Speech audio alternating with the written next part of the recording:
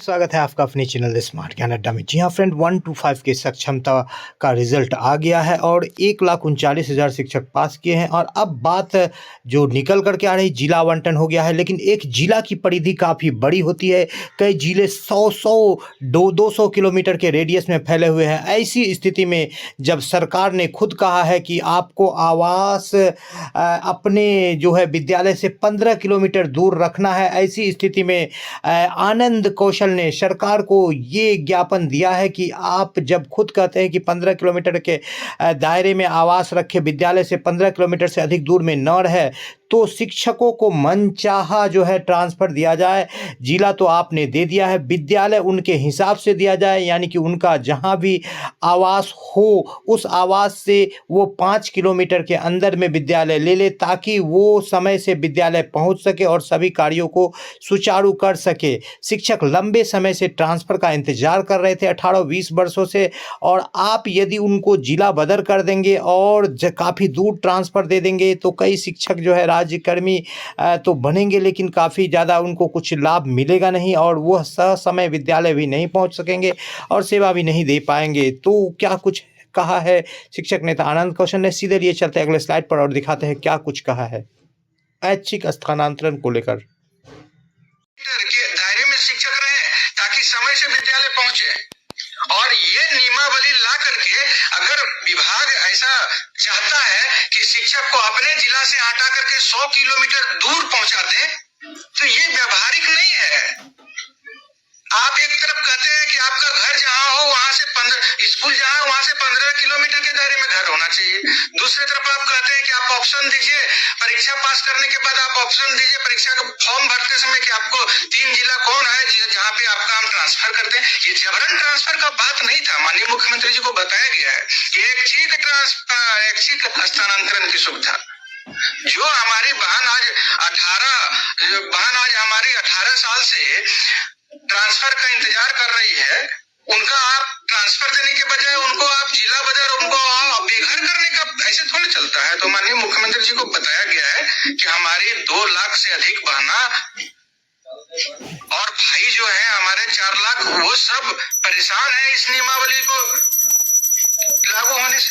नियमावली हम अपने शांति सुकून के लिए ना चाह रहे थे, नियमावली ना न्याय पाने के लिए ना हम राज्यकर्मी का दर्जा के लिए संघर्ष कर रहे थे कि और परेशान हो जाए इसके लिए। तो इस नियमावली से आपकी परेशानी बढ़ी है।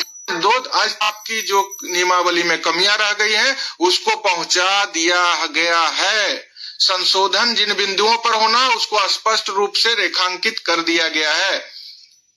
सबसे पहला बात है कि जो हमारा मांग था इस नियमावली को राज्यकर्मी के दर्जा के साथ जो प्रमुख मांग था वह ऐच्छिक स्थानांतरण, उसमें कोई समझौता नहीं होगा।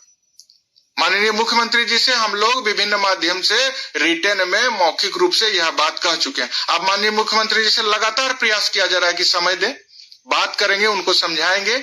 अब बात सुनेंगे नहीं तो समझ में नहीं आएगा। हम कुछ बोलेंगे, पदाधिकारी उनको कुछ और बताएगा, ऐसे थोड़ी चलता है। जो हितबद्ध है उनके सुझाव को भी हम अमल में नहीं लाया गया, इसलिए त्रुटि रह गया है। तो त्रुटि पर बात हो रही है और माननीय मुख्यमंत्री जी को कहा गया है कि आप बात करने के लिए भी समय दीजिए। तो प्रयास जारी है। अभी देख रहे हैं बिहार में, देश में राजनीतिक गतिविधि तेज है, इसलिए समय का अभाव है।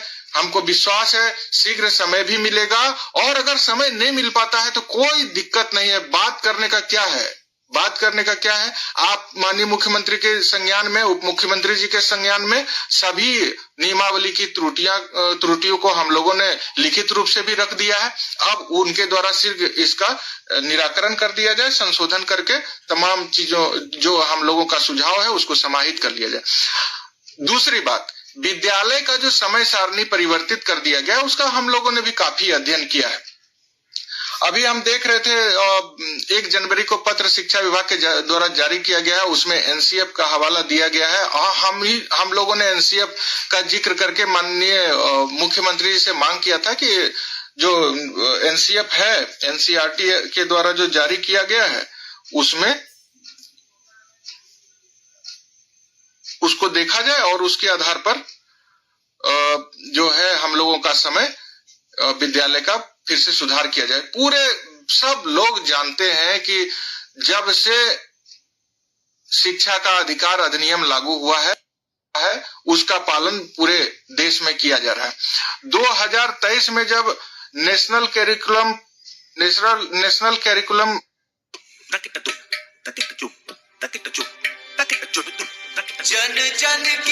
कैरिकुलम फ्रेमवर्क का निर्माण किया गया एनसीईआरटी के द्वारा, उसमें तो और स्मूथ कर दिया है। 5.5 घंटा विद्यालय में बच्चों को पढ़ाने का है, सप्ताह में 29 घंटा पढ़ाया जाना है। अब इस पर तो अध्ययन करने का चीज है ना। एक मॉडल टाइम टेबल जो है एनसीएफ के द्वारा पूरे देश के लिए रख दिया गया है और सभी राज्य में उसका पालन भी किया जा रहा है। 6 घंटा 5.5 घंटा प्रत्येक राज्य में सरकारी स्कूल का संचालन किया जा रहा है। बिहार में 8 घंटा का कोई औचित्य नहीं है। शिक्षक को अगर मानसिक रूप से थका दिया जाएगा तो कैसे क्वालिटी एजुकेशन की बात हम करेंगे। शिक्षक को प्रसन्न रहना चाहिए। तो नियमावली आता है तो जबरन स्थानांतरण का उसमें जोड़ दिया जाता है। जो प्रारूप हमारे को दिया गया था उसमें ऐसी बात नहीं थी। हम लोग उम्मीद कुछ और कर रहे थे, लेकिन प्रारूप से भी इतर बातें सामने आ गई, इसलिए हम लोगों ने उसका विरोध भी किया है और सुझाव के रूप में लिखित आवेदन भी समर्पित कर दिया गया। तो एनसीएफ में जो प्रावधान है वो